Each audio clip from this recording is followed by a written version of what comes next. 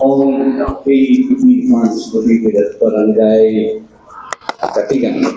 Background: the above referenced proposed ordinance was passed on the first reading on July 15 during the third regular session of the 21st City Council. The measures seek to enhance honeybee productivity by strengthening colony health, expanding suitable habitats, and promoting sustainable beekeeping practices.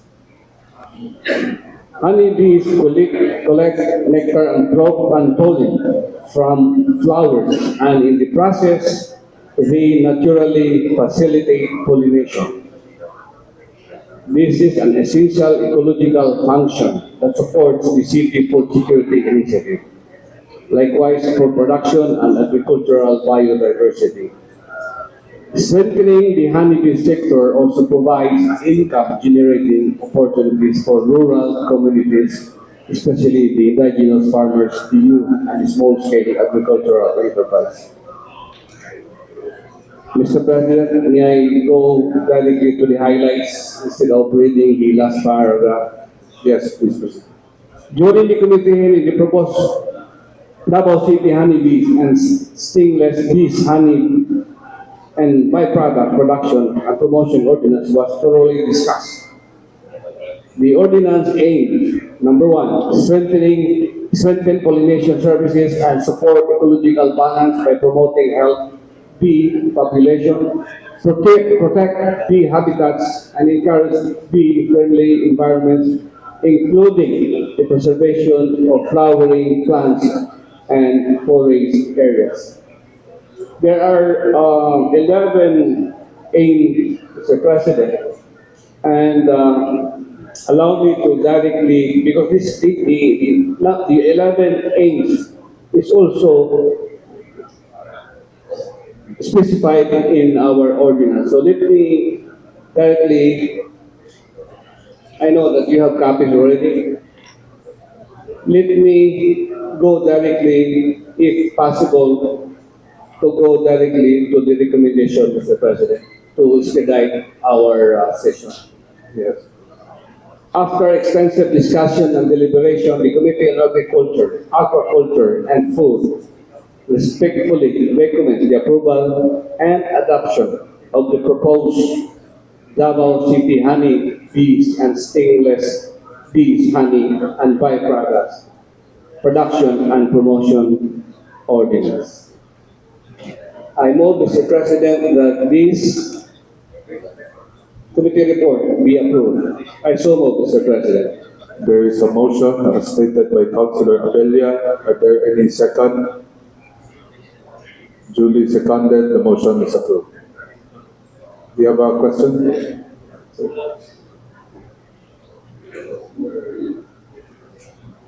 Mr. President, this is just a clarification to the report.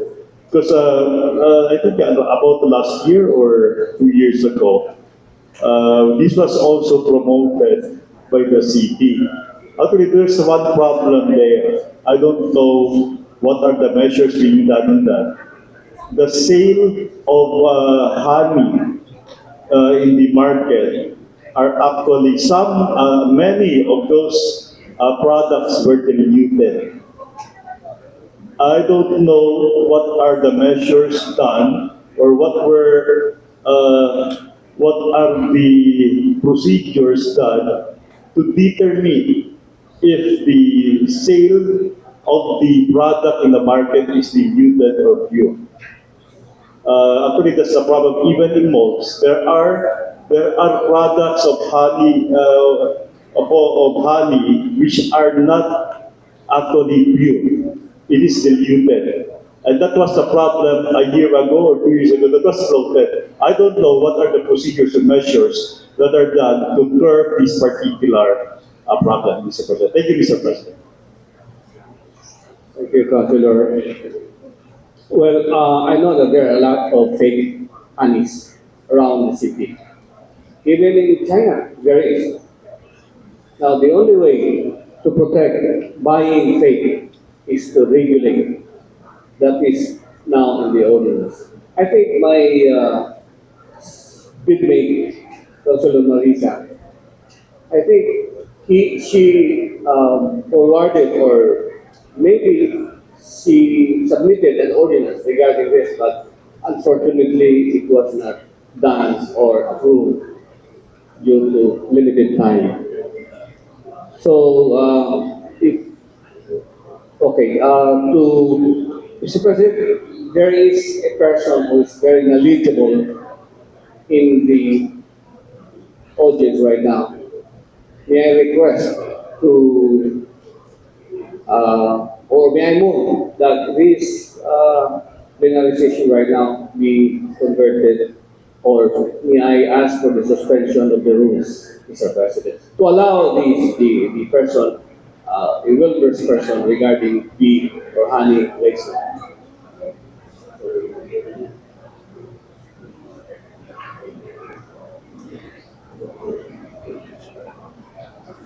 Okay, so I said I will move that this body be converted as the whole in order to allow the visitors, Mr. President. There is a motion as stated by Councilor Abella. Are there any second? Duly seconded, the motion is approved. May I call Mr. Alex Villa Cuesta?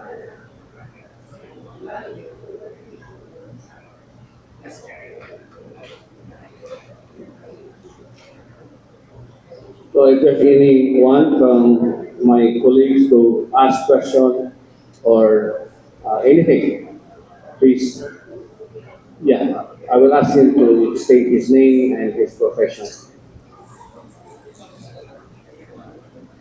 So, Mr. President, sir, thank you for allowing me this opportunity to come before you. I am Alexis de la Cuesta. I am the owner of Honeybee Farm. We just launched in March 2025 in Katigan.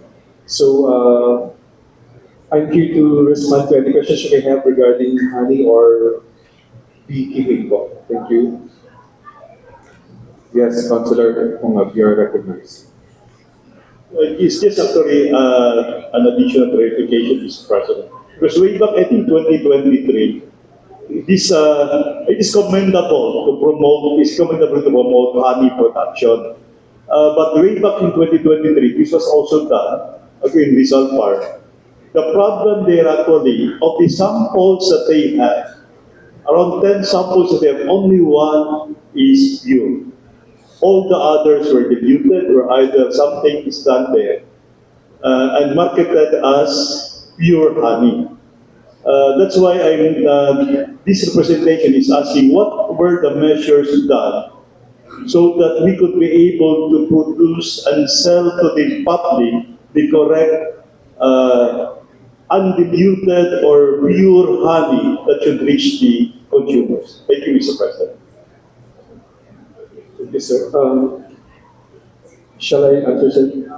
Basically po, the DOST in December 2020, they published that 80% of the honey in the market are fake. It's not even adulterated. It's high fructose corn syrup.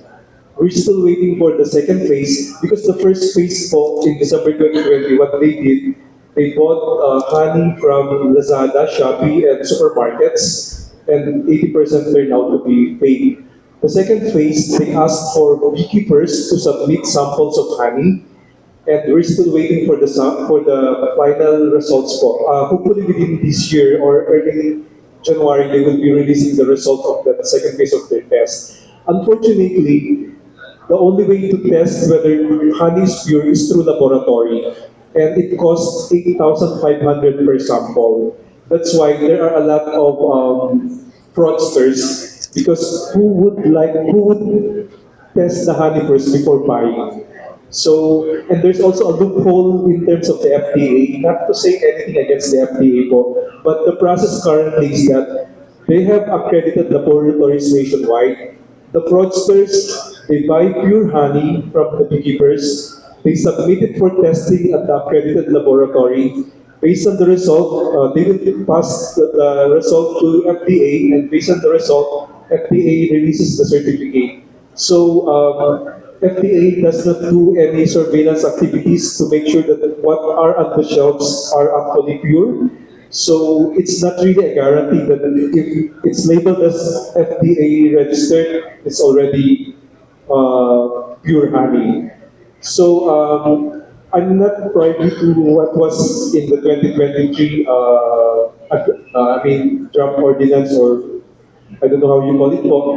But in the implementing rules and regulations for this ordinance po, we can consider tie up with the DOST to make sure that those who are participating in the beekeeping project of the city, they have to submit, they should be required to submit samples at least once a year to make sure that what goes into the market are really pure honey. And also the city agriculture should be able to monitor the number of colonies that each beekeeper keeps versus the volume that they sell to the market. Because on the average, a beekeeper can only harvest up to 30 to 40 kilos per colony per year. So if they have X number of colonies and they're selling more than what's the average volume of harvest, then it could be suspicious honey already.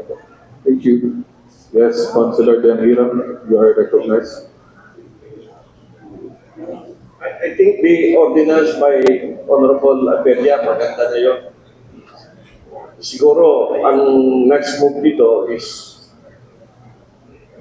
meron na kayong association, wala pa, o ng honey production group. Yeah, sir, we have a nationwide beekeepers network, and there's also a Mindanao chapter. The president is based in Panabo, Sir Epifanio Loyola. He has been invited to attend the hearings, but fortunately he had other commitments po. In the city po, we're proposing po that will be a beekeeping council po. But ito po lang from the agribusiness process, kasi may experience din ako sa mga agribusiness corporation. Yes, sir. Pag-aralan niyo yung production, di ba? So, Yes, sir. yung quality, including capital. So, saan kayo kukuha ng capital, di ba? Yes, sir. Number two, yung facilities. Mm. You mentioned a lot of process. Then, of course, if you have production, you have your facilities, you have your marketing, saan may binta. Yes, sir. So, yun yung tingnan ninyo, then, siguro, nandiyan naman yung city with Honorable Abelia, very active. Nandiyan yung mga city agriculture. Okay. Ang napansin ko lang kasi sa government, maraming operator. Pati yung paghuli ng mga adulterated honey, hindi nga mahuli-huli. Including the putting up the what you call this, the marking. So may problema, may systemic problem. So, personally, huwag na tayo mag-asa sa gobyerno. You operate your own. You Self-regulation. Yeah, you self-regulate. Kasi ito, lahat ito, papel lang yan eh. If we rely on government, you will be given financial assistance. We will manage. So, yun yung aking concern. Kasi kahit anong ganda ng batas, Mr. President, kung hindi tayo tutulong din at may kanya-kanyang interest, magkakaproblema. So you look at the process, you bring the matter of concern to the committee will conduct committee hearing, then you do it by area. If you are concerned in Davao, you focus in Davao. If you are concerned in Mindanao, if we cannot solve our own area in Davao, we don't have business to go to Panabo or in other country, in other islands. Malaki yung Pilipinas, so kanya-kanya tayong kayo. You see, even Davao without the budget, we don't have national funds. We were able to survive. Nakapili si Mayor Basti ng pass.